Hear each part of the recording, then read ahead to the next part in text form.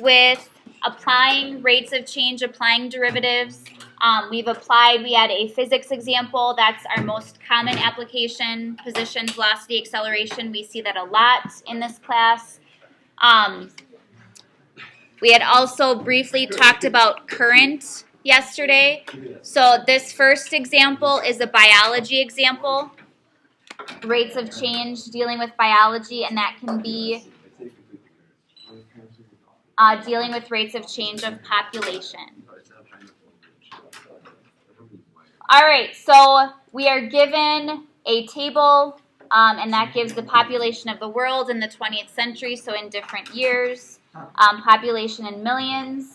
Part A says to estimate the rate of population growth in 1920 and in 1980.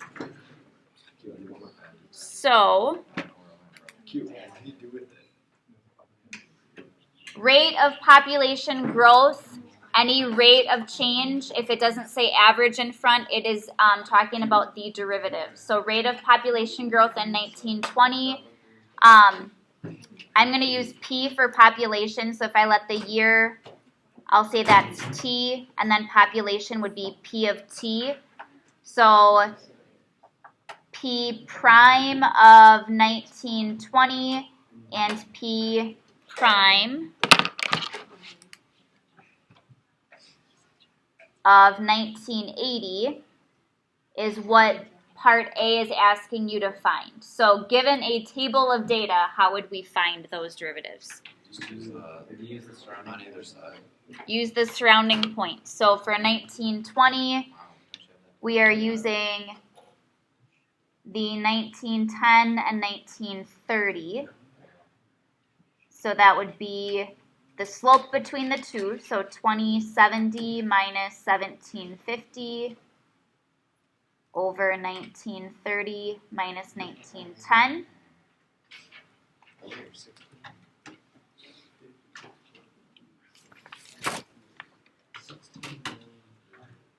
What was it, Quinn? Well, it's 320 over 20. 16 million per year. So 16 million people per year. And then same idea for 1980, but we're using 1970 and 1990.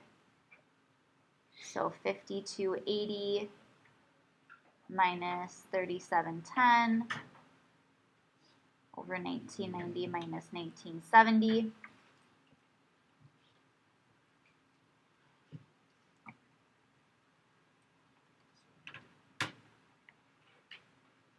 What did you get? 70.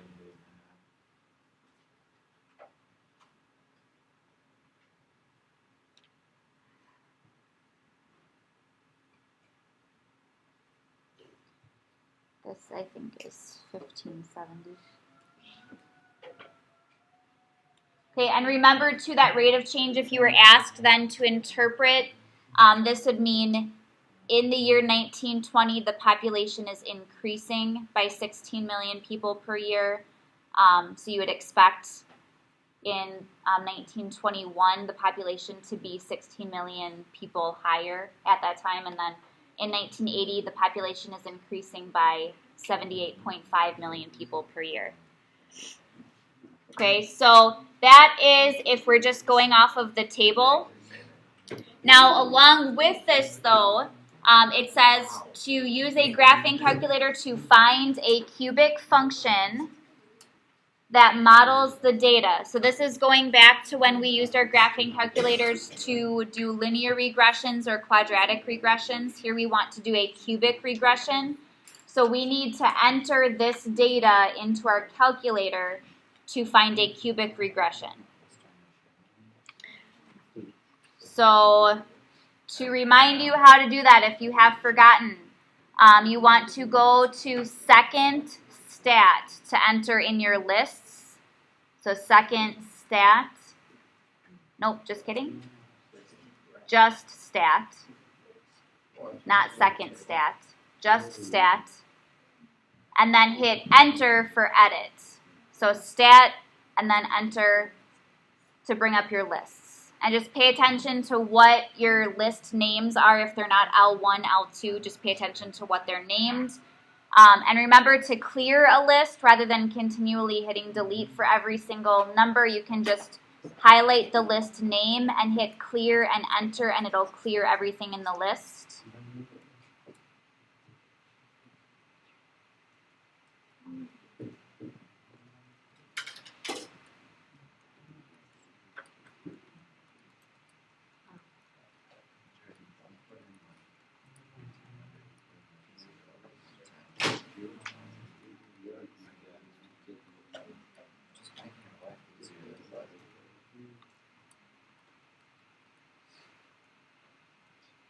Make sure that your two lists, the number of elements in each list, match up when you're done.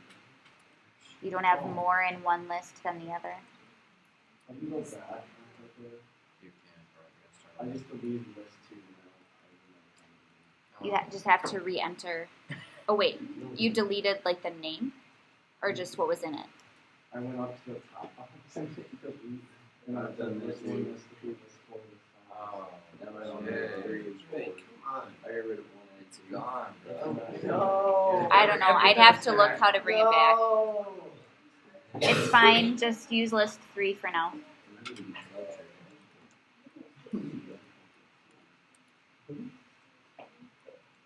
Speed version 3.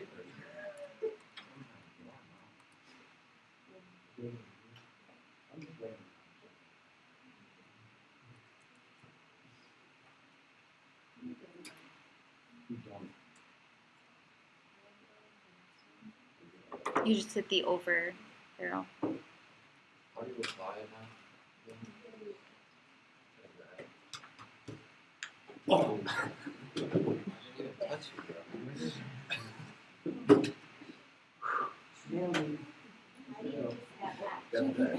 Super strong.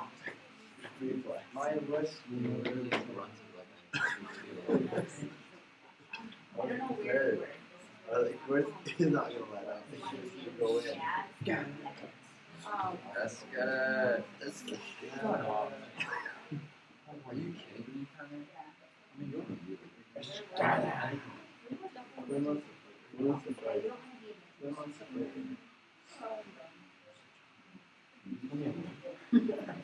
He just did it.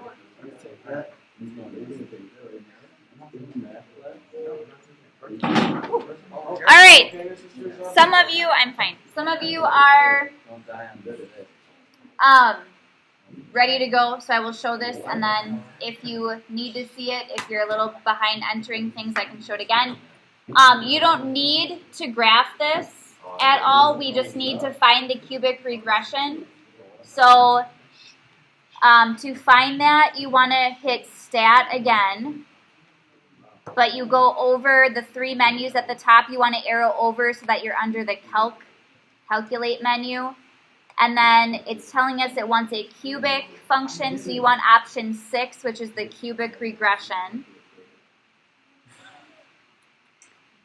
And then depending on the calculator you're using, you might get a screen like this. Just make sure your X list, if it wasn't L1, that the correct list name is there. Y list, the correct list name is there.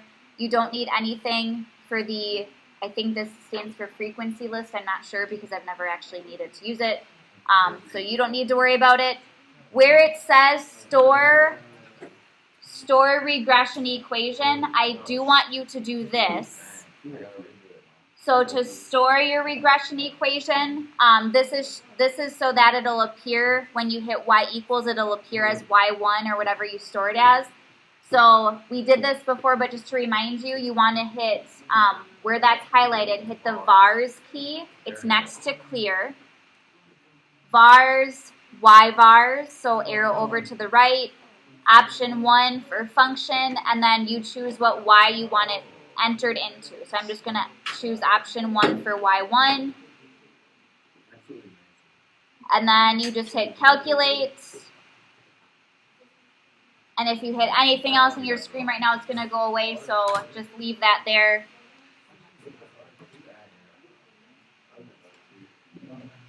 You what? So if you If you don't have the R squared, you don't need it. I didn't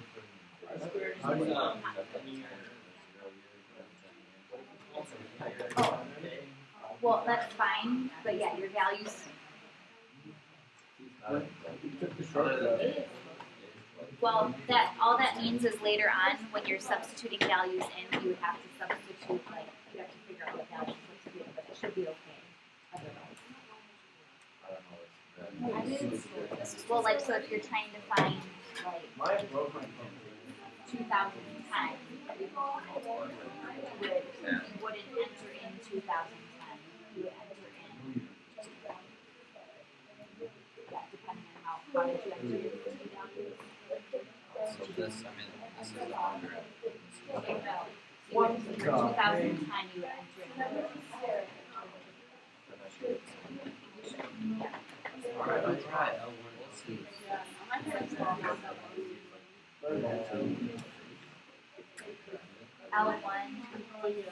second and so L2 that one was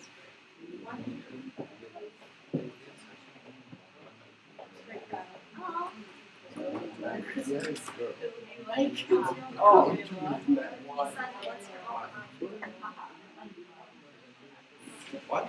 Yeah, really good. Oh my god.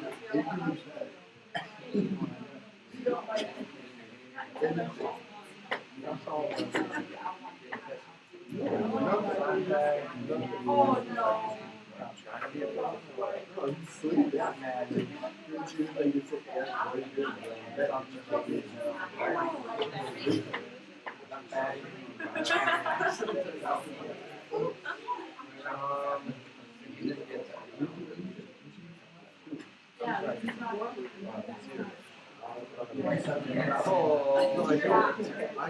What? You can look it up. 27 or 8.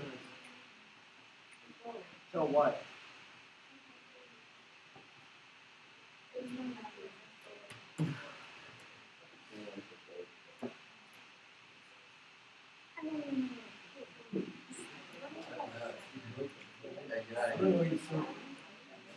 Where's my list?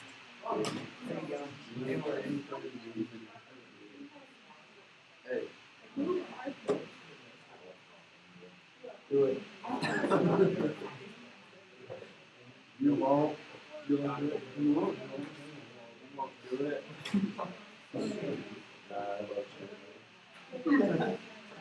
You meant it?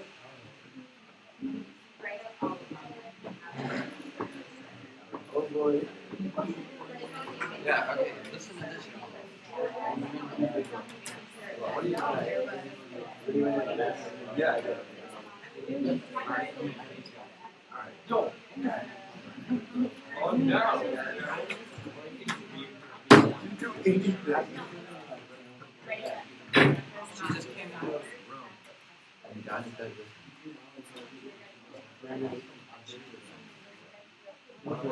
Very good. Hey, get me in there.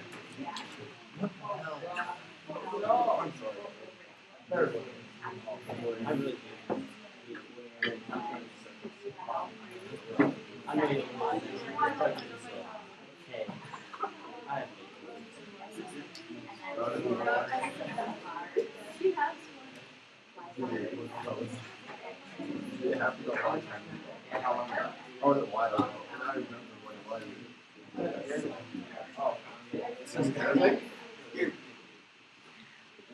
All right.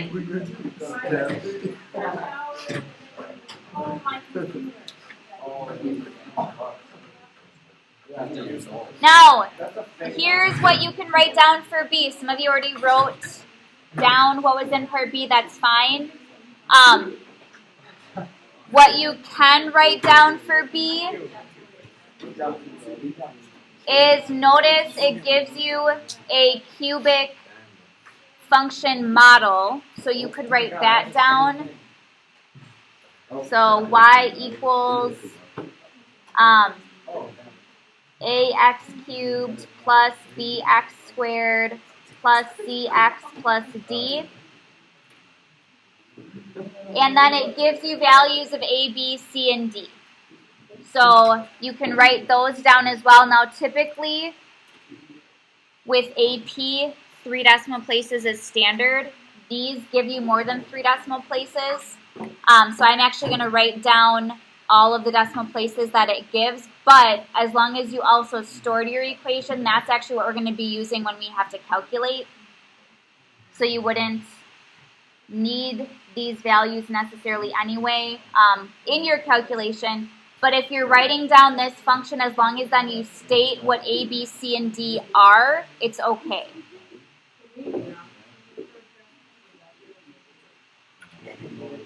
According to AP, that would be fine. We don't use sig figs. Why not? Because we're not gamers. Oh, not good at that. That, yes. There you go.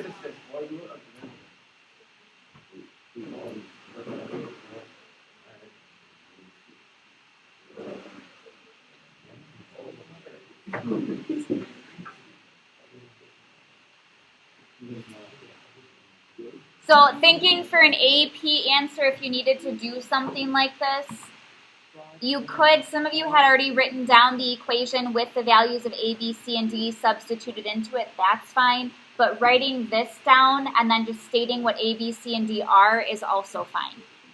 So this would be an accepted answer. And again, if you only rolled the 3 decimal places, it's okay.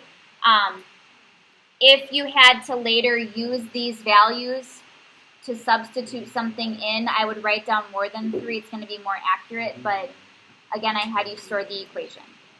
So in part C, it says use your model in part B to find a model for the rate of population growth in the 20th century. So that would be finding the derivative of this. Now, because you stated what A, B, C, and D are, you can also write a model for Y prime with keeping A, B, C, and D in the formula, not actually substituting the values in. So what I mean by that is A, B, C, and D are numbers. So if I wanted to find the derivative of ax to the third, that would be 3ax squared. But I can write it this way because I've already stated what a is.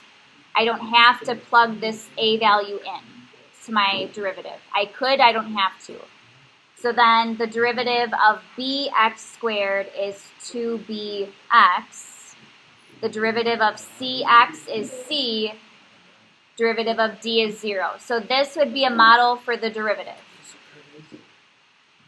But if you have the values plugged in, that's okay as well. Okay, and then for part D, it says use part C to estimate the rates of growth in 1920 and 1980. So we had estimations up here.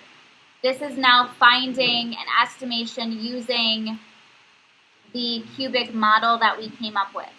Now I'm going to show you, rather than using this model, I'm going to deviate slightly from these directions. I know. I'm going to show you how to calculate the value of a derivative just using your calculators and not using your calculator to be punching in a bunch of numbers, but kind of a few clicks, you have the value of the derivative. So as long as you did store your equation, this should work. If I want the rate of growth in 1920 using this model, this is what you can do, and I will be reminding you of this because for any calculator question on the AP test, if you are asked to find the value of a derivative, you should use your calculator in this way to find it. So if you go to your math key, so it's in the first column, math, option 8 says n deriv, and that will allow you to find the value of the derivative of a function. So if you click this, now some of you, this might show up on your calculator. If you have an 83 plus, it doesn't. So I'll help you figure out what to type in. If this shows up, so it does show up in Leibniz notation, what you have to do is define your variable in this first part. So you want it to be d dx, so you just enter an x there. Here's where you enter in your function. So because our function is already entered into y1, you can do the vars, y vars, enter y1 again. So vars, go over to y vars, 1 for function, and whatever one you entered it into to store it, you would choose that one.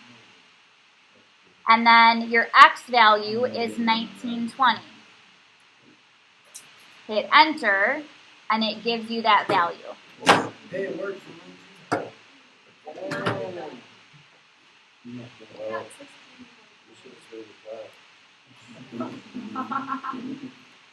too. Did your function store in y1? Let me check.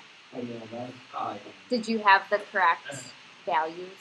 Like were your a, b, c, and d the same as mine? So 14.481. And this would be million people per year. So if you did the same thing for 1980, did anybody do this already for 1980? Lydia?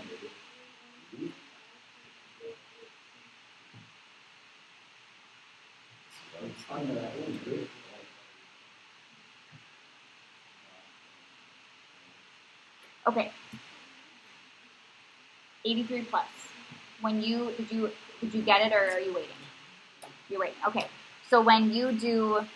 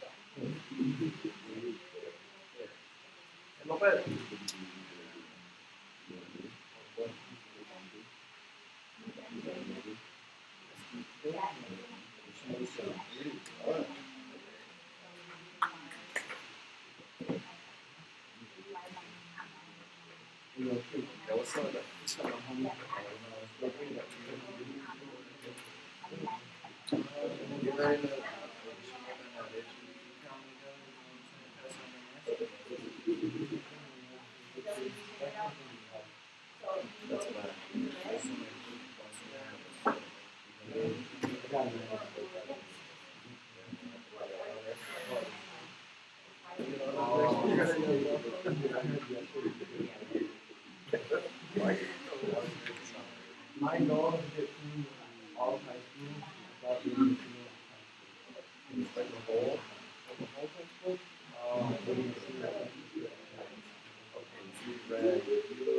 textbook.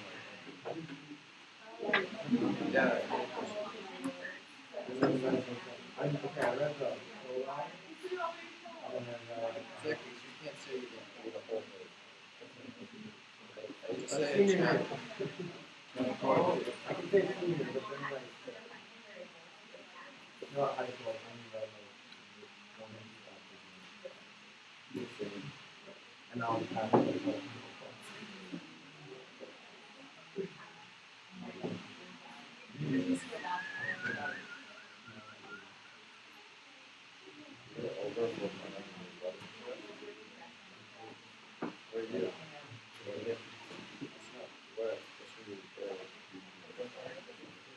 Oh, dude. I don't know why I'm slacking more.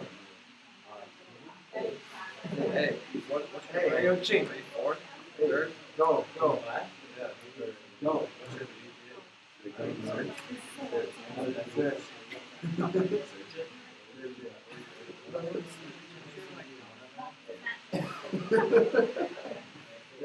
Who's your brother? And third, brother. Oh, Eric.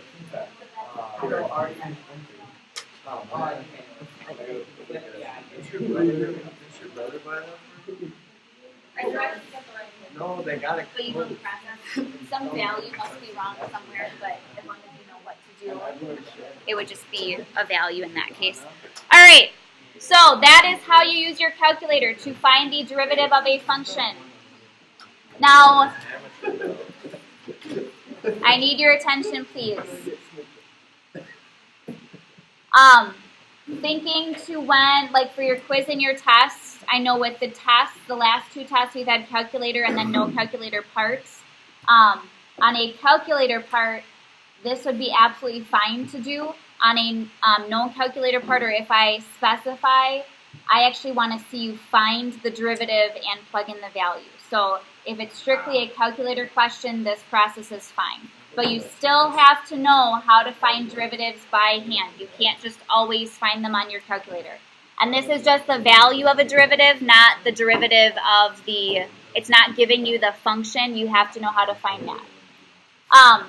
Part E would be estimate the rate of growth in 1985. Did anybody do this? Yeah, 81.337.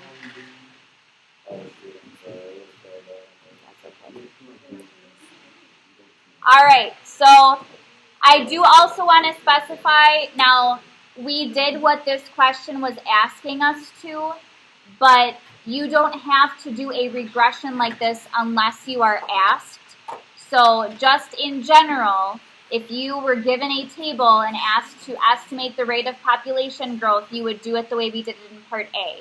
You only find a regression if you are specifically asked to do so. Okay, you're not just expected to do this process every time you're given a table. Think of how we've worked with tables before today. For the last example, so this is just explaining, this is an econ example, economics. Some of you, if you're in econ or have taken econ, you might understand this maybe even better, but this is how to find, or talking about what marginal cost is. So it says, or marginal cost is an application. So suppose C of X is a total, or is the total cost that a company incurs in producing X units of a certain commodity. So the function C is called a cost function. If the number of items produced is increased from X sub 1 to X sub 2, then the additional cost would be the change in C. So C of X sub 2 minus C of X sub 1. Average rate of change of cost would be this here. All right, so then we know if we take the limit of an average rate of change, we get a derivative. But the limit of this quantity as the change in X approaches 0, which would be the instantaneous rate of change of cost with respect to the number of items produced, is called the marginal cost. So the marginal cost is the derivative of cost. And that is shown here. But understanding that if you have a cost function C, marginal cost is C prime of X. So if you have a cost function, marginal cost is C prime. And then what this next part is, I just want to show you what marginal cost actually represents. But if we take, I'm going to be using this formula up here. So if we let the delta x's be 1, and then I'm going to let x sub 1 equal n, just to show you something here. So we would then have C prime of X would be the limit of this. And it would be the limit as, since we're letting delta X equal 1, it would be the limit as delta X approaches 1, because then we could substitute 1 in for delta X into here. And so I'm going to write it this way first. I'm going to replace the X sub 1s with n's. So it'd be n plus delta X minus C of n all over delta X. So if I let delta X be 1 to find this limit, that means C prime of X would be C of n plus 1 minus C of n. Austin, go to class. Go. And what this represents then is explained below. The marginal cost of producing n units is approximately equal to the cost of producing 1 more unit. So if you take see the cost of the n plus first unit minus the cost of the nth, that'll give you the cost of producing that next unit. It'll give you the difference in those two costs. So it's predicting the cost of producing the next item is what marginal cost represents. So what I'd like you to do, because I know we only have a couple minutes here, I just wanted you to understand this. There is a marginal cost or a couple examples of it on the assignment. Try them. We will go through questions tomorrow. But this at least tells you if you have a cost function, marginal cost is the derivative, and it predicts the cost of the next item. So if you have that understanding, I will help with any further questions you have tomorrow before we start derivatives of trig functions.